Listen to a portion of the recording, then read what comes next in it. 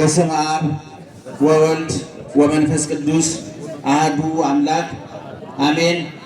ክቡራን የአድባራት የገዳማት አስተዳዳሪዎች፣ ካህናት እግዚአብሔርን ብላችሁ ይቅርታውን ቸርነቱን አምናችሁ ከቅድስት ድንግል እናቱና ከቅዱሳን ባለሟሎቹ የሚገኘውን ጥበቃና ምልጃ ተስፋ አድርጋችሁ በዚህ ቅዱስ ቦታ እንድትገኙ እግዚአብሔር የፈቀደላችሁ ወገኖቻችን በእግዚአብሔር ስም እንዴት አደራችሁ?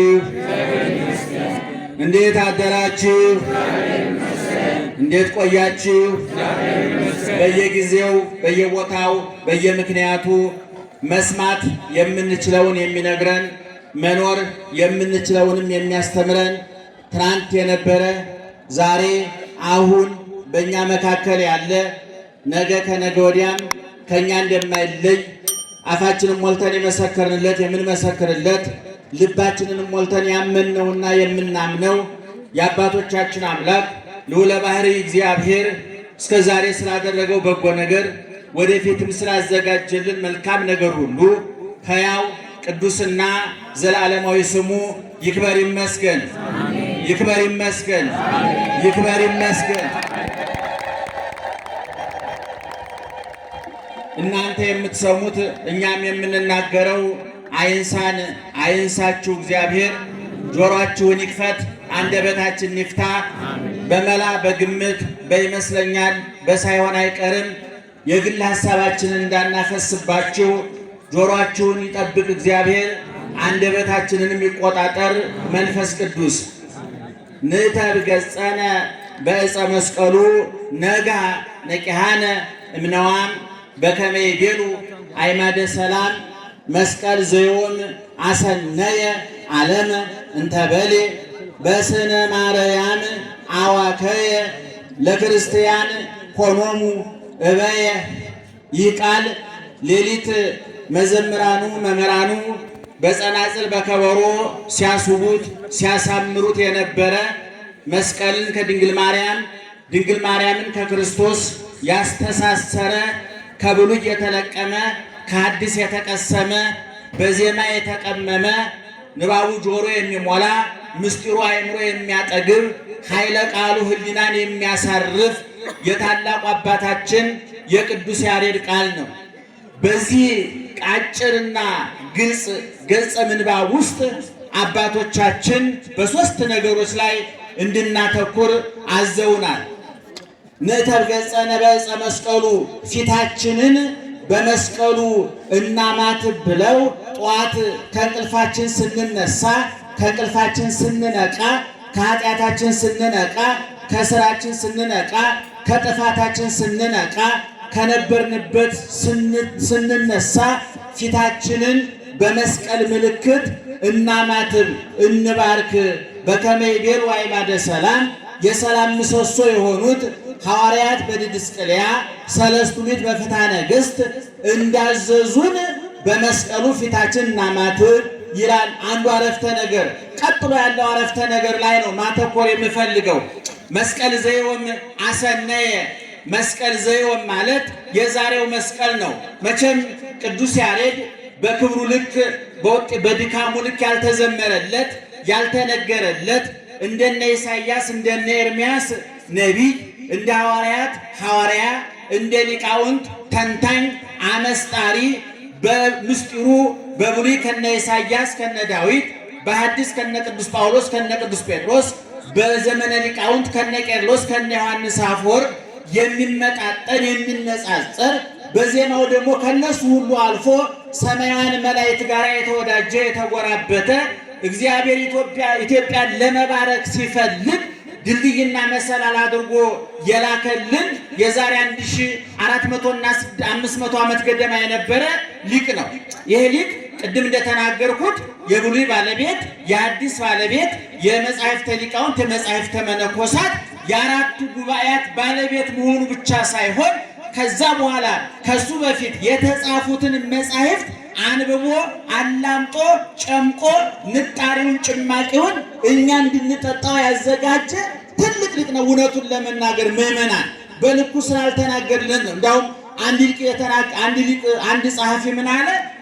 ቅዱስ ያሬድ ኃጢአቱ ኢትዮጵያዊ መሆኑ ነው አለ። ኢትዮጵያውያን ለጀግኖቻችን ማጨብጨብ፣ ጀግኖቻችን ማድነቅ አንወድም እንደምታው እና ቅዱስ ያሬድ የሚለን ምንድን ነው? መስቀል ዘዮም አሰነየ የዛሬው መስቀል አለ። በመጽሐፍ ዛሬ ማለት ዘመን ሐዲስ ማለት ነው። ታላቁ ሊቅ ዮሐንስ አፈወርቅ ዕብራውያንን በተረጎመበት መልእክቱ እስመ ብሂለ ዮም ወትረ ብሂል ዛሬ ማለት ዘወትር ማለት ነው ብሎ ቅዱስ ዮሐንስ አፈወርቅ ተርጉሟል። በመጻሕፍተ ሊቃውንት ወይም ደግሞ በሊቃውንት ቋንቋ ትናንት ትናንትና ዘመነ ብሉይ ዮም ዛሬ ዘመነ ሐዲስ ነገ ጌሰን እስከ ዕለተ ምጽአት ከዛ በኋላ ደግሞ እስከ ዘላለም ያለው ዘመን ተከፋፍሎ ይነገራል እና ቅዱስ ያሬድ ምንድነው የሚለን? መስቀል ዘዮም የዛሬው መስቀል አለ። የሐዲስ ኪዳኑ መስቀል እያለን ነው ምእመናን። ዛሬ ሲለን ሰኞ፣ ማክሰኞ፣ ረቡዕ፣ ሐሙስ እያለን አይደለም። አጠቃላይ ከልደተ ክርስቶስ እስከ ምጽአተ ክርስቶስ ያለው ዘመን በጠቅላላ ዛሬ ተብሎ ይጠራል። የመዳን ቀን ዛሬ ነው። በመዳን ቀን በተመረጠች ቀን ረዳው የተባለ ምርጥ ቀን፣ የተመረጠ ቀን፣ እግዚአብሔር ከሰማይ የወረደበት፣ ከድንግል የተወለደበት፣ ከሰው ጋር የተዋሃደበት፣ ሰማያዊ መግደል የተጠረገበት፣ የለያየን ግድግዳ የፈረሰበት፣ የለያየን መጋረጃ የተቀደደበት፣ ያጣነውን እግዚአብሔር በአዳም በሔዋን ስህተት አልጠግባይነት ያጣነውን እግዚአብሔር በድንግል ማርያም ያለኝ ይበቃኛል ማለትና ቁጥብነት፣ ክትነት ያገኘንበት ዘመን አዲስ ይባላል፣ ወይም ደግሞ ዮም ይባላል እና ቅዱስ ያሬድ መስቀል ዘዮም ይላል። የዛሬው መስቀል ማለት ነው። የትናንትናው መስቀል ወይም ደግሞ የብሉይ ኪዳኑ መስቀል የእርግማን መስቀል ነው። አንድ ሰው በብሉይ ኪዳን መስቀል ላይ የሚሰቀለው ወንጀለኛ፣ ኃጢአተኛ፣ የተረገመ፣ የተጠላ የመጨረሻው የክፋት ጥግና ጠርዝ ላይ የደረሰ ሰው በመስቀል ላይ ተሰቅሎ ይሞታል። ምክንያቱም ደሙ ምድርን ያቆሽሻል፣ ስጋው መሬቱን መንካት የለበትም፣ ምድሩን ያረክሳል ተብሎ የተነገረው። ለዚህ ነው በዘዳግም 23 ቁጥር 5 ላይ እስመ አፍቀረከ እግዚአብሔር አምላክከ ወረሰየ ለከ መርገሞ በረከተ አምላክ እግዚአብሔር ወዶሃልና እርግማኑን ወደ በረከት ለወጠልህ አለ።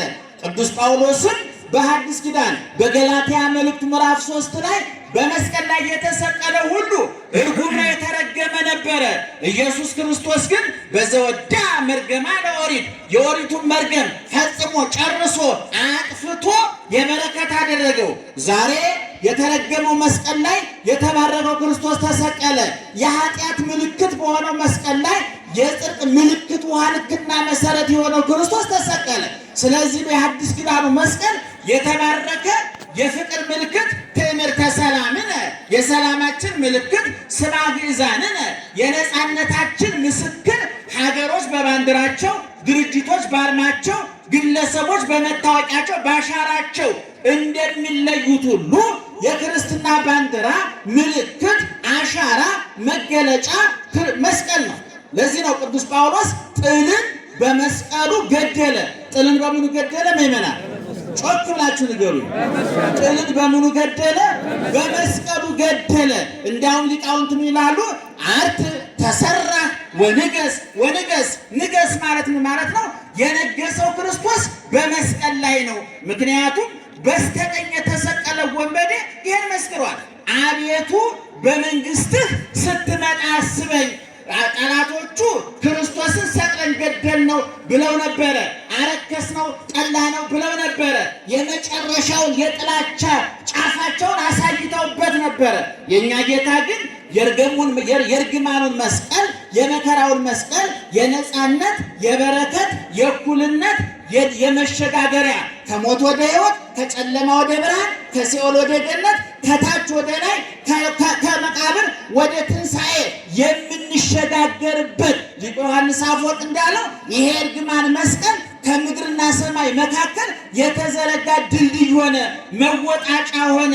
ያ በስተቀኝ የተሰቀለ ወንበዴ እንደተናገረው አቤቱ በመንግስት ስትመጣ አስበኝ ማለት ንጉሥ ነህ ማለት ነው። እንደምታውቁት ንጉሥ ዘውድ ይደፋል፣ የወርቅ በትር ይይዛል፣ ውድ መጠጥ ይጠጣል፣ ውድ ቅባት ይቀባል፣ ውድ የወርቅ ቀበቶ ይታጠቃል፣ የወርቅ የሐር ካባ ይለብሳል። የእኛ ጌታ መስቀል ላይ ግን የነገሰው የወርቅ ዘውድ በማድረግ ሳይሆን የሾህ አክሊል አድርጎ ነው። ውድ መጠጥ በመጠጣት ሳይሆን መራራውን ኮምጣጤ ጠጥቶ የመረረ ሕይወታችንን በማጣፈጥ ነው። ሊቁ ባለቅኔው እንዳለው የወለጠ ብነጣይ መረራ የከ ምረረ ልሳን ውሃት ሐሞት ዘትበልዖ። ጌታ ሆይ የጠጣኸው መራራ ሐሞትና ኮምጣጤ ያንተን ጣፋጭነት አላጠፋብንም። እስመ ለመሪር ሐሞት ጣዕመ ካልእ አጥፎ፣ መራራውን ሐሞት ያንተ ጣፋጭ ቃል አጥፍቶታልና አለ።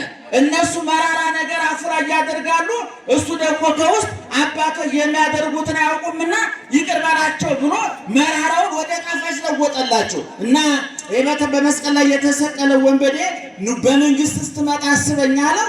የሾህ አክሊሉን እንደ ወርቅ ዘውድ የጠጣውን መራራ ሐሞት እንደ ውድ መጠጥ የተተፋበትን ምራቅ እንደ ውድ ቅባት የተወጋበትን የጦር ጎኑ የተወጋበትን ጦር እንደ ነገስታት የሐር ዝና የወርቅ ዝናር ችንካሩን እንደ ወርቅ ጫማ ግርፋቱን እንደ ካባ እንደ ወርቅ ካባ አድርጎ መስሎ ተናገረ።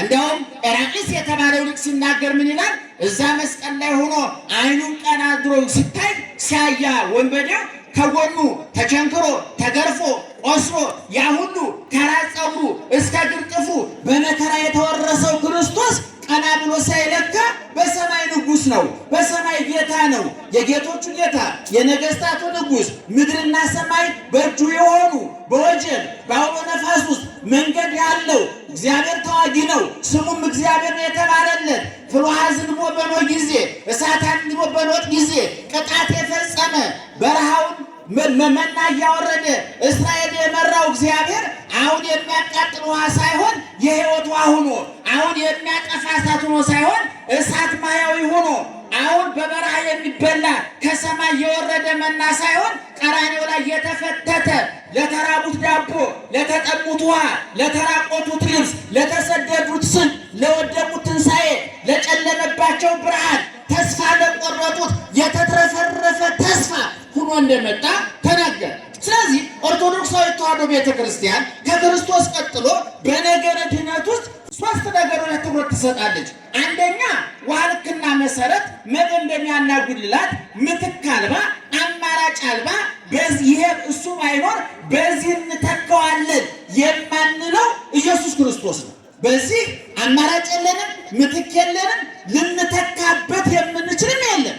ነገር ግን እግዚአብሔር ሰውን ለማዳን ሲወስን ለማዳኑ መንገድ የጠረጉ ሰዎች አሉ፣ የጠረጉ ፍጥረታት አሉ።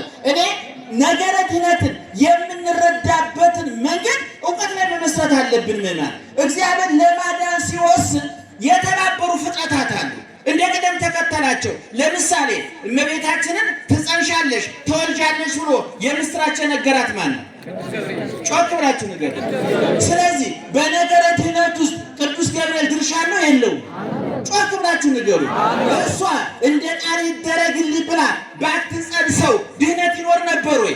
አይኖርም። ስለዚህ በነገረ ድኅነት ውስጥ እመቤታችን ድርሻ አላት ማለት ነው። ከዛ በመቀጠል ኢየሱስ ክርስቶስ ያዳነን ተሰቅሎ ነው። የተሰቀለው በምንድን ላይ ነው? በመስቀል ላይ ነው። መስቀሉ እንጨት ነው። እንጨት ባይሆን ድኅነት የለም ነበር ማለት ነው። ስጋዬን የበላ ደሜን የጠጣ የዘላለም ሕይወት አለው ብሎ ህብስቱን ስጋ ወልደ እግዚአብሔር ወይኑን ደመ ወልደ እግዚአብሔር አድርጎ ለውጦ የሰጠን ራሱ ባለቤቱ ነው። ስለዚህ ወይን ስንዴ ባይኖር ድኅነት የለም ነበር ማለት ነው። ከውሃና ከመንፈስ ያልተወለደ ወደ እግዚአብሔር መንግሥት አይገባም ተብሏል። ለመዳን ውሃ ባይኖር ሰው አይድንም ማለት ነው። ኧረ ሌላውን ተውት፣ ሰይጣን ባይኖር ድኅነት አይኖርም ነበር ነው የምላችሁ። ሰምታችሁ? ሰይጣን ራሱ እንኳን አስተዋጽኦ አድርጎ በክፉ ጎኑ እስራኤል አይሁድ ባይኖሩ ድኅነት አይኖርም ነበረ።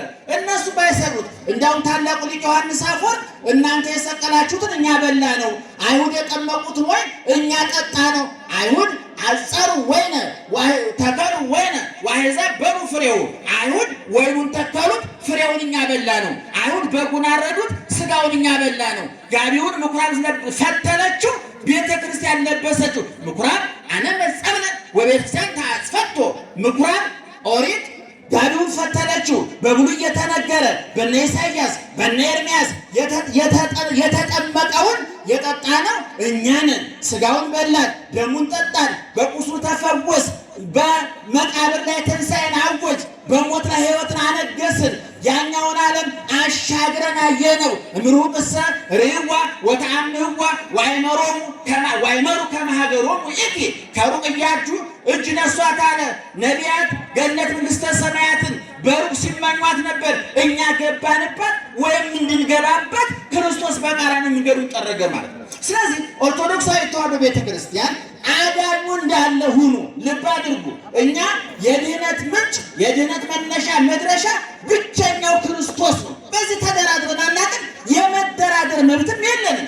ነገር ግን ክርስቶስ ለማዳን ሲወስን የድህነት ምክንያት የሆኑ ፍጥረታት አሉ ነው እያልናቸው። ለድህነት ምክንያት የሆኑ ሰዎች አሉ። ዝንቱ መስቀል መንበረ ነበልባል ዘኪሩቤል ቢዝ አምሳለ ስምኪ ድንግል ርቡዐ ኆኃያት ወገጽ አለ በማኅሌተ ጽጌ። ይሄ መስቀል ኪሩቤል ከሚሸከሙት ዙፋን እንዳንዱ እንደዛ ይቆጠራል። ኪሩቤል መንበሩን የተሸከሙት መስቀል ግን በቀጥታ ተሸክሞታል። እንዳውም ሊቃውንት ምን ይላሉ? እግዚአብሔርን 3 ፍጥረታት የመሸከም ጸጋ ገጥሟቸዋል አለ። የመጀመሪያው መላእክት ናቸው። ዙፋኑን የተሸከሙት ሩቅ ነው።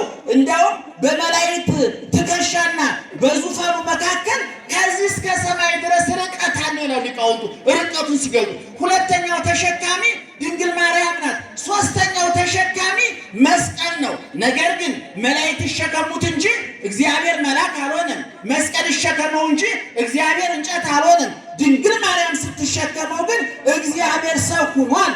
ከስጋዋ ስጋ ከነፍሷ ነፍስ ለብሶ ማህፀኗን ዙፋን አድርጎታል። ምእመናን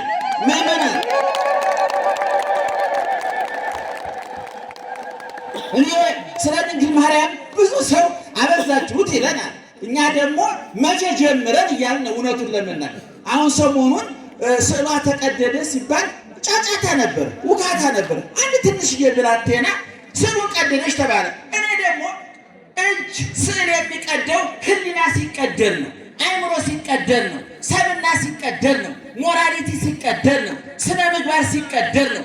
ይሄ የሚያሳየው የአንዲትን ብላቴና ስዕል የቀደደ እጅ ብቻ ሳይሆን የሚያሳየን የሚሊዮን ኢትዮጵያውያን ወጣቶች ወዴት እየሄድን ነው፣ ምን እየሆንን ነው ብላችሁ መለካት አለባችሁ፣ መመዘን አለባችሁ። ስለዚህ ድንግል ማርያም ቅድም እንደነገርኳችሁ መላእክት ተሸክመውታል፣ መስቀሉ ተሸክሞታል፣ ድንግል ማርያም ተሸክመዋለች።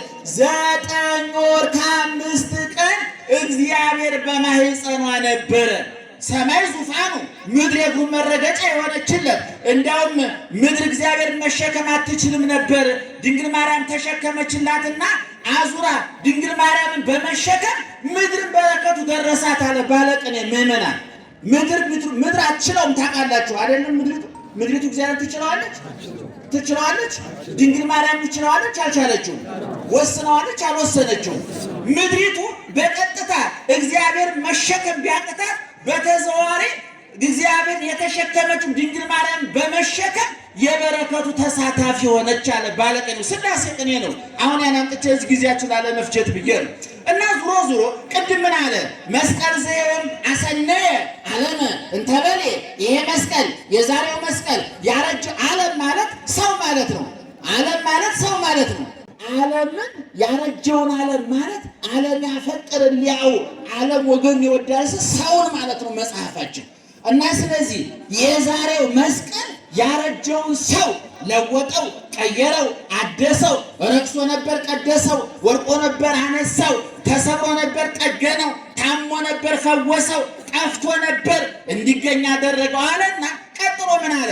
በስነ ማርያም አዋከየ፣ በድንግል ማርያም ደም ግባት አበራ። እስኪ በሉ ምን በድንግል ማርያም በሉ፣ ኧረ ጮክ በሉ። በማን ደም ግባት አበራ። ማን መሰላችሁ? የዛሬው መስቀል ስንደው ያለው ቅድም ትናንትና ብሉይ ኪዳን፣ ዛሬስ የአዲስ ኪዳን አሁን እኛ ያዘው መስቀል የትናንትና ነው የዛሬ ነው? የዛሬ ነው የትናንትና ነው? የትናንትናው መስቀል የእርግማን ምልክት ነው። ቅድም ነግሬያቸዋለሁ። የሚገርማችሁ ሰው የተሰቀለበት መስቀሉን በእጅ አይነካም፣ በእንጨት ነው ወዳ ተገፍትሮ የሚቃጠለው። የብሉይ ኪዳኑ የእርግማን ምልክት ከመሆኑ የተነሳ የአዲስ ኪዳኑ ግን ጥልን በመስቀሉ የገደለበት መሳሪያ ነውና የተባረከ ነው። እንዲያውም አንድ አንኮበር የሚባል ነገር ታውቃላችሁ? እስኪ የምታውቋቸው አበሻ ለምን እንደሚያጨበጭብ ካጨበጨበ በኋላ ነው መረጃ የሚጠይቀው ይባላል። እያጨበጨበ ስንት ፖለቲካ ቀለጣችሁት። ስንት ፖለቲከኛ ዋይ በላው በእናንተ ጭብጨባ እውነት እየመሰለ የሰሜን ሸዋ የሚባለው በ15ኛው ነው በ19ኛው መቶ ክፍለ ዘመን ሊቅ እንደ እንጉዳይ በቅሎ የሚያድርበት ዘመን ነበር። ይገርማቸዋል። ሊቅ እንደ እንጉዳይ የሚበቅልበት ዘመን ነበር።